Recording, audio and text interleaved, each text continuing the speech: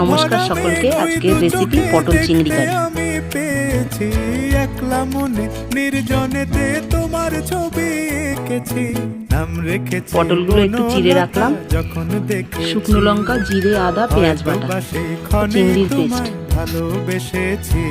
সর্ষের তেলে পটল নুন হলুদ দিয়ে ভেজে নেব।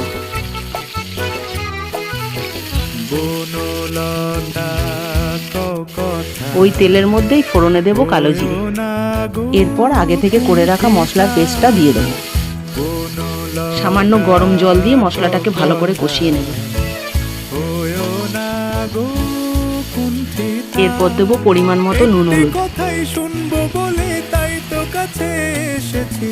মশলাটা কষে গেলে চিংড়ির পেস্টটা দিয়ে দেব। ভালো করে কষিয়ে এর মধ্যে পটলটা দিয়ে দেব।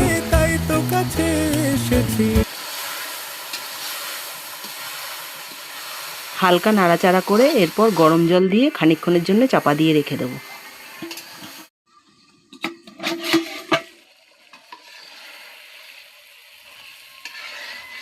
ঢাকনা তুলে সামান্য ঘি দিয়ে নামিয়ে নেব।